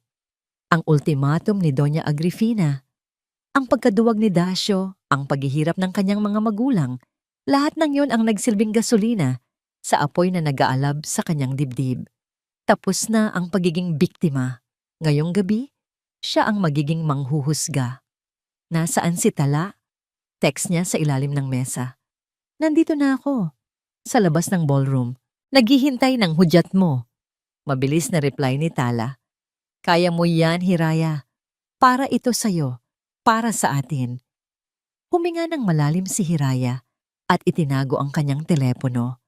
Umakyat na sa entablado si Doña Agrifina para sa kanyang talumpati. Ang lahat ay tumahimik. Magandang gabi sa inyong lahat. Simula niya, ang boses ay matatag at puno ng kapangyarihan. 50 taon, 5 dekada ng tagumpay at pangingibabaw. Ang Villa Corp ay hindi lamang isang kumpanya. Ito ay isang legasya. Isang legasya na ipinasa sa amin ng aking yumaong asawa, si Roberto, at isang legasyang ipapasa namin sa mga susunod pang henerasyon ng mga De Villa. Sumulyap siya sa direksyon ni Amihan at ngumiti. At ngayong gabi, masaya kong ibinabalita sa inyo na ang kinabukasan ng Villa Corp ay sigurado na. Dahil malapit nang isilang ang susunod na tagapagmana ng aming pamilya. Nagpalakpakan ng mga tao. Si Amihan ay ngumiti ng matamis at hinaplos ang kanyang malaking tiyan. Si Dacio ay pilit ng ngumiti sa tabi nito. Si Doña Agrifina ay nasa ituktok ng kanyang tagumpay. Ito na ang hudyat. Habang nagpapatuloy sa pagsasalita si Doña Agrifina, dahan-dahang lumakad si Hiraya mula sa kanyang sulok. Bawat hakbang niya ay may bigat. Bawat hakbang ay isang paglaban sa takot na nananahan pa rin sa isang bahagi ng kanyang puso. Ngunit ang imahe ng kanyang umiiyak na ama ang nagtulak sa kanya pasulong. Ang suot niya ay isang simpleng pulang bestida, isang kulay na pinili ni Tala. Kulay ng tapang, kulay ng dugo, kulay ng digmaan. Napansin ng mga tao ang kanyang paglapit sa entablado. Ang mga bulungan ay nagsimula. Maging si Doña Agrifina ay natigilan sa kanyang talumpati. Ang mga matay nanlilisik nang makita si Hiraya na paakyat sa hagdan ng entablado. Hiraya, anong ginagawa mo? Bumaba ka riyan. Utos niya, ngunit sapat lang ang lakas para marinig ng mga nasa harapan. Ngunit hindi nakinig si Hiraya. Nagpatuloy siya hanggang sa makarating siya sa tabi ni Doña Agrifina, sa tabi ng mikropono. Hinarap niya ang daan-daang bisita na nakatingin sa kanya. Ang mga muka ay puno ng pagtataka. Magandang gabi po sa inyong lahat, sabi niya. Ang boses ay nanginginig sa simula, ngunit unti-unting tumatatag. Ako po si Hiraya Sison de Villa, ang asawa. Guards! Ibaba niyo siya riyan! Sigaw na ni Doña Agrifina, ngunit huli na ang lahat. Nakuha na ni Hiraya ang atensyon ng lahat. Nagpapasalamat po ako sa inyong pagdalo ngayong gabi para ipagdiwang ang legasiya ng Villacorp. Patuloy ni Hiraya.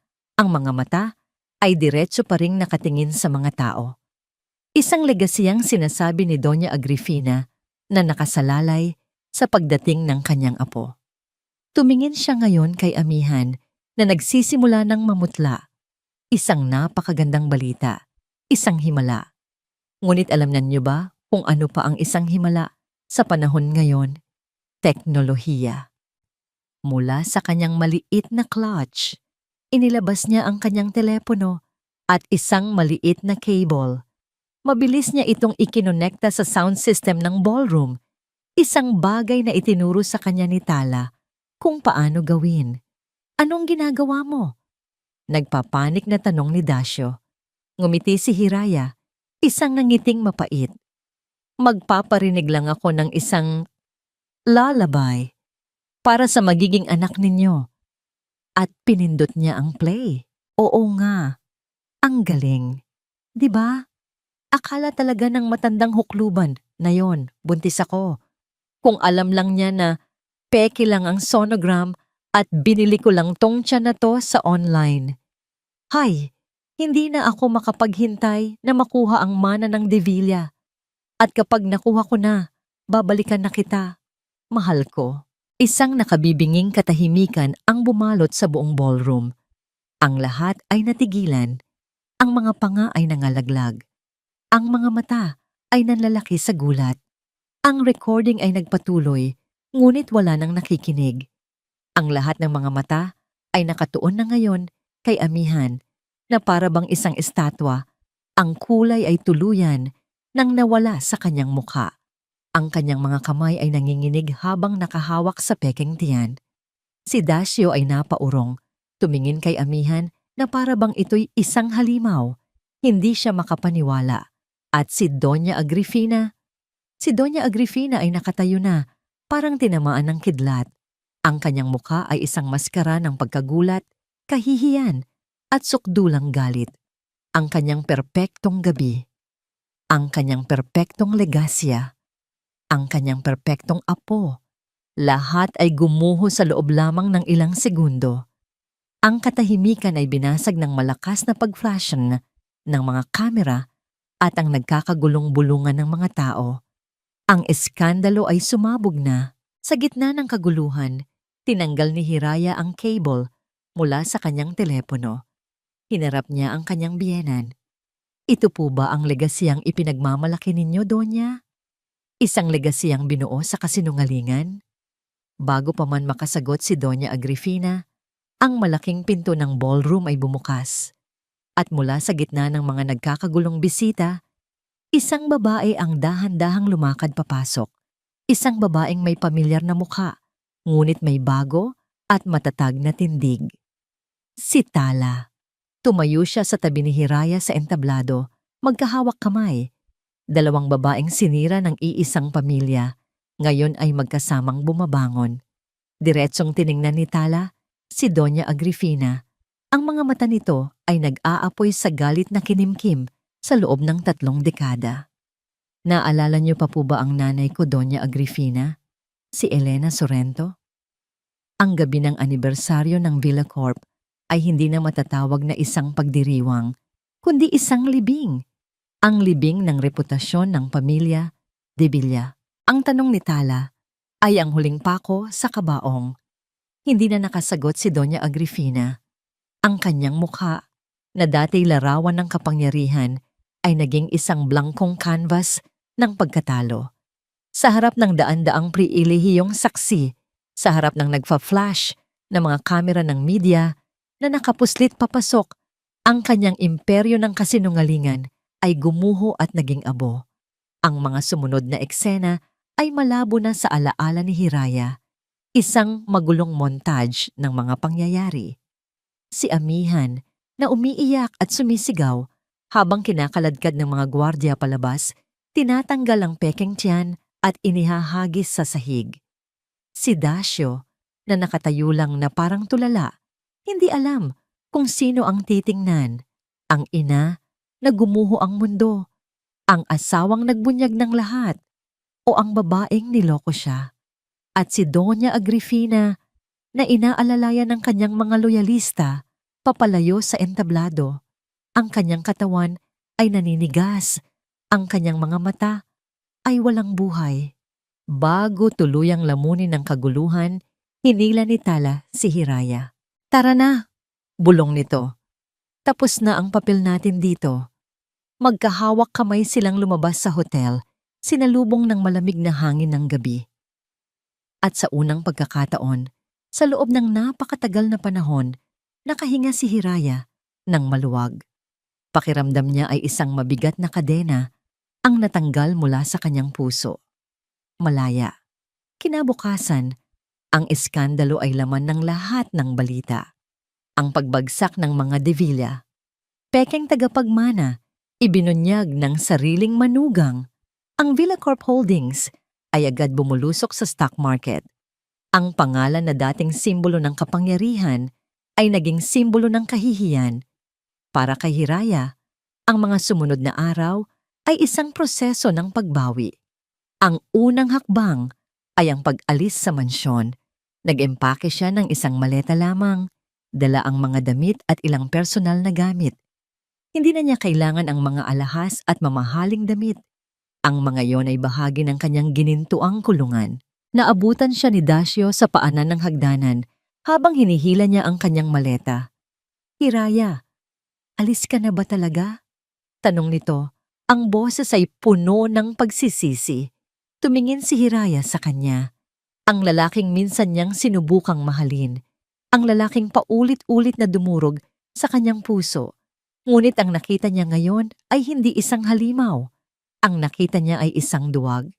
Isang mahinang lalaki na nagtago sa likod ng palda ng kanyang ina sa buong buhay niya. Oo, Dasyo, aalis na ako. Patawarin mo ako, Hiraya. Hindi ko alam. Niloko niya tayong lahat. Sabi niya. Sinubukang abutin ang kamay ni Hiraya. Ngunit marahan itong inilayo ni Hiraya. Niloko ka niya, Dasyo. Pero ako, matagal mo nang alam na hindi mo ako mahal. Matagal mo nang alam na sinasaktan mo ako. Hinayaan mo lang. Kaya hindi. Hindi lang siya ang nanloko. Ikaw din. Pwede pa nating ayusin to, Hiraya. Pwede tayong magsimula ulit. Hindi na. Putol ni Hiraya. Ang boses ay kalmado ngunit pinal. Tapos na tayo, Dasyo. Hindi na niya naramdaman ang galit. Ang naramdaman na lang niya ay awa. Awa para sa lalaking hindi kailanman natutong tumayo sa sarili niyang mga paa. Hindi na kita kinamumuhian, Dasyo. Dagdag niya. Dahil para kamuhian ka, kailangan ko munang maramdaman na mahalaga ka. At ngayon, wala na akong nararamdaman. Tinalikuran niya ito at naglakad palabas ng pinto. Hindi na lumingon pa. Sa labas ay naghihintay si Tala sa kanyang sasakyan. Ang pangalawang hakbang ay ang pagharap sa kanyang pamilya. Sa tulong ni Tala at ng mga koneksyon nitong abogado, nalaman nilang ilegal ang ginawang pagmamanipula ni Doña Agrifina sa mga investor. Gamit ang banta ng isang malaking demanda, napilitan ang mga De Villa na ibalik ang lahat. Dahan-dahan, sa tulong ng mga bagong investor na ipinakilala ni Tala, ang Saison Textiles ay nagsimulang bumangon muli mula sa abo. Ngunit sa pagkakataong ito, si Hiraya na, kasama ang kanyang ama, ang nasa timon. Hindi na siya ang anak na isinakripisyo. Siya na ang leader na mag-aangat dito. Ang huling hakbang, at marahil ang pinakamahirap, ay ang pagpapalaya sa kanyang sarili. Ipinasa niya ang divorce papers. Noong una ay tumanggi si Dasyo, sa utos na rin siguro ni Doña Agrifina na subukang isalba ang natitirang piraso ng kanilang reputasyon. Ngunit sa huli, wala na rin silang nagawa. Isang hapon, habang nag-aayos siya ng mga dokumento sa bago niyang opisina sa Saison Textiles, dumating ang sulat mula sa abogado. Final na ang diborsyo. Napahawak si Hiraya sa papel. Isang piraso ng papel na sumisimbolo sa kanyang kalayaan. Walang luhang pumatak. Sa halip, isang maliit na ngiti ang sumilay sa kanyang mga labi. Isang ngiting totoo. Isang ngiting mapayapa. Tapos na, bulong niya sa sarili. Tumayo siya at lumapit sa bintana ng kanyang opisina. Tinanaw ang abalang syudad sa ibaba. Ang syudad na minsan ay naging saksi sa kanyang pagdurusa, ngayon ay tila nag-aalay sa kanya ng walang katapusang mga posibilidad. Biglang bumukas ang pinto ng kanyang opisina. Pumasok si Tala. Dala-dala ang 2 tasa ng kape mula sa kalinaw. Balita ko. Opisyal ng single lady ang best friend ko. Nakangiting sabi ni Tala. Balita ko rin. Natatawang sagot ni Hiraya. Tinanggap ang kape. Salamat Tala. Sa lahat. Wala yon, sabi ni Tala. Sumandal sa tabi niya sa may bintana. Partner in crime, di ba? Nagkatawanan sila. Ang kanilang samahan na nagsimula sa isang plano ng paghihiganti ay naging isang tunay na kapatiran. Kamusta na pala? Siya? Tanong ni Hiraya. Hindi na kailangang pangalanan kung sino. Nagkibit balikat si Tala. Nabalitaan kong nasa probinsya. Bumalik sa kung saan man siya nanggaling. Si Dasyo, sinusubukang pamunuan ang natitira sa Villa Corp, pero walang may gustong makipagnegosyo sa kanya. At si Donya? Hindi na raw halos lumalabas ng mansyon. Tumango si Hiraya. Hindi niya naramdaman ang saya sa pagbagsak nila. Ang naramdaman niya ay katahimikan. Habang pinapanood nila ang paglubog ng araw, isang mensahe ang pumasok sa telepono ni Hiraya. Galing ito sa isang hindi kilalang numero, ngunit alam niya kung kanino galing. Hiraya, si Dasyo ito. Na-stroke si Mama. Nasa ospital siya. Hindi makapagsalita. Hindi makagalaw. Hinahanap ka niya. Sa tingin ko, gusto kanyang makita. 1 taon. 1 taon na ang lumipas mula ng gabing gumuho ang imperyo ng mga De Villa. Para sa marami, mabilis lang ang 1 taon. Ngunit para kay Hiraya, ang 1 taon na yon ay isang buong buhay, isang bagong buhay. Nakatayo siya ngayon sa harap ng isang malaking salamin sa kanyang bagong apartment. Hindi na ito ang Hiraya na parating na kayuko na may mga matang puno ng kalungkutan. Ang babaeng nakatingin pabalik sa kanya ay may tindig. Ang kanyang mga mata ay may kislap. Hindi ng mga alahas, kundi ng kumpiyansa at pag-asa. Ang kanyang buhok ay maikli na ngayon, isang simbolikong pagputol sa nakaraan. Ang kanyang suot ay isang matikas na business suit, hindi na isang bestidang palamuti. Siya si Hiraya Sison, ang presidente ng muling isinilang na Sison Textiles. Pinagmasdan niya ang text message ni Dasyo na natanggap niya noong 1 linggo. Paulit-ulit niya itong binasa. Hinahanap ka niya. Sa tingin ko, sigurado ka ba talaga sa gagawin mo? Tanong ni Tala, na nakaupo sa kanyang sofa, hawak ang susi ng kotse. Tumingin si Hiraya sa refleksyon ng kaibigan sa salamin. Hindi ko alam, Tala, pero pakiramdam ko, kailangan ko itong gawin. Hindi para sa kanya, para sa akin. Tumango si Tala, puno ng pag-unawa. Okay. Hihintayin kita sa labas ng ospital. Ang biyahe papuntang ospital ay tahimik. Bawat kanto na kanilang malampasan ay tila isang pagbabalik tanaw sa mga alaala ng sakit. Ngunit ngayon, ang mga alaalang iyon ay wala ng talim. Mga peklat na lang sila, mga paalala ng isang laban na kanyang naipanalo. Pagdating sa pribadong silid ng ospital, naabutan niya si Dasyo na nakaupo sa labas. Ang mukha ay mas matanda ng 10 taon. Tumayo ito nang makita siya. Salamat sa pagdating, Hiraya. Kamusta na siya? Tanong ni Hiraya. Nagkibit balikat si Dasyo. Ganoon pa rin. Hindi makapagsalita. Halos hindi makagalaw ang kalahati ng katawan. Ang sabi ng doktor, milagro na lang kung makakabawi pa siya.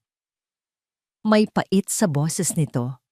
Ang reyna, biglang naging isang bilanggo sa sarili niyang katawan. Tumango lang si Hiraya. Papasok na ako. Pagbukas niya ng pinto, isang amoy ng gamot at antiseptiko ang sumalubong sa kanya. At doon, sa gitna ng silid, sa isang puting kama na napapalibutan ng mga makina, nakahiga si Doña Agrifina de Villa. Ang babaeng dati kinatatakutan ng lahat, ang babaeng kayang magpatumba ng mga kumpanya sa isang tawag lang, ay isa na lamang mahinang anino ng kanyang dating sarili. Ang kanyang buhok, na dati laging nakaayos, ay may mga puti na. Ang kanyang balat ay kulubot. Ang kalahati ng kanyang mukha ay hindi gumagalaw, na nagbibigay dito ng isang permanenteng malungkot na ekspresyon. Ngunit ang mga mata nito ay buhay pa. At nang makita siya nito, nakita ni Hiraya ang pagdaloy ng iba't ibang emosyon doon. Gulat, galit, pagsisisi, at takot. Walang nagsalita. Ang tanging maririnig ay ang mahinang tunog ng mga aparatus na sumusubaybay sa tibok ng kanyang puso. Lumapit si Hiraya sa tabi ng kama. Tinitigan niya ang babaeng nagdulot sa kanya ng sukdulang sakit. Hinintay niya ang pag-usbong ng galit, ng pagkasuklam, ng kahit anong pagnanais na isumbat ang lahat. Ngunit walang dumating. Ang naramdaman niya ay isang malalim na awa. Nakita niya hindi ang isang halimaw, kundi ang isang babaeng ginugol ang buong buhay sa paghahabol ng kapangyarihan at pagpapanatili ng isang legasiyang binuo sa kasinungalingan para lamang sa huli ay mawala rin ang lahat. Ang pinakamalaking parusa para kay Doña Agrifina ay hindi ang mamatay, kundi ang mabuhay ng ganito, mahina, walang kapangyarihan, at pinagmamasdan ang pagguho ng lahat ng kanyang pinahalagahan. Ang hustisya ay may sariling paraan ng paniningil. Walang salita ng paghingi ng tawad ang lumabas sa bibig ni Doña Agrifina. Hindi na rin naman ito kaya, at hindi na rin ito hinintay ni Hiraya. Dahil napagtanto niya na ang pagpapatawad ay hindi para sa taong nakasakit sa iyo. Ito ay para sa sarili mo. Ito ay ang pagpili na huwag nang hayaang maging bilanggo ka ng galit at sakit ng nakaraan. Ito ang huling hakbang tungo sa tunay na kalayaan. Dahan-dahan, iniabot ni Hiraya ang kanyang kamay at marahang ipinatong sa ibabaw ng kamay ni Doña Agrifina na nakapatong sa kumot. Malamig ito. Isang butil ng luha ang pumatak mula sa mata ni Doña Agrifina. Isang luhang hindi malaman ni Hiraya kung dahil sa pagsisisi o sa kabiguan. Ngunit hindi na yun mahalaga. Tapos na po ang lahat. Mahinang bulong ni Hiraya. Magpahinga na po kayo. Tinalikuran niya ang kama at lumakad palabas ng silid. Iniwan ang nakaraan sa likuran niya. Sa labas, naghihintay si Tala, nakasandal sa pader. Hindi ito nagtanong. Ngumiti lang ito nang makita ang payapang mukha ni Hiraya. Magkasama silang naglakad palayo sa ospital. Makalipas ang ilang sandali, nakatayo na si Hiraya sa balkonahe ng kanyang opisina. Tanaw niya ang buong lungsod ng Silangan na ngayon ay kumikinang sa ilalim ng papalubog na araw. Ang hangin ay sariwa. Ang pakiramdam ay magaan. Ang kalayaan pala ay hindi matatagpuan sa paghihiganti. Hindi ito ang pagbagsak ng iyong mga kaaway. Ang tunay na kalayaan ay ang kapayapaan sa iyong puso. Ang kakayahang tumayo sa sarili mong mga paa, buuin ang sarili mong pangarap, at piliing magpatawad. Hindi dahil karapat-dapat silang patawarin, kundi dahil karapat-dapat kang maging malaya. Huminga siya ng malalim. Pinuno ang kanyang baga ng hangin ng bagong simula. Hinarap niya ang pagsikat ng bukang liwayway, isang pangako ng bagong araw, isang pangako ng pag-asa. At sa kauna-unahang pagkakataon sa buong buhay niya, ngumiti si Hiraya. Isang ngiting nagmumula hindi sa labi, kundi sa isang pusong sa wakas ay buo na at malaya. At dito po nagtatapos ang makulay at mapaghamong kwento ni Hiraya. Mula sa kaibuturan ng aming puso, maraming salamat po sa inyong walang sawang pagsama sa amin sa paglalakbay na ito. Ang pagsulat sa kwento ni Hiraya ay hindi lamang isang trabaho, kundi isang emosyonal na paglalakbay na rin para sa amin. Bawat patak ng kanyang luha, bawat sandali ng kanyang pagdududa, at higit sa lahat, bawat hakbang niya tungo sa pagbangon ay isang karanasang binuo natin ng magkasama. Naramdaman namin ang kanyang sakit at ipinagdiwang namin ang kanyang tagumpay na tila sarili naming tagumpay. Sana po, sa pagtatapos ng kwentong ito, ay may naiwang isang mahalagang aral sa ating mga puso na ang tunay na lakas ay hindi nasusukat sa kung paano tayo hindi bumabagsak, kundi sa kung paano tayo paulit-ulit na bumabangon. Ang pagpapatawad ay hindi isang tanda ng kahinaan, bagkus ito ang pinakamatapang na pagpapamalas ng pagmamahal sa sarili, isang regalong ibinibigay natin sa ating sarili upang tuluyang lumaya mula sa mga tanikala ng nakaraan.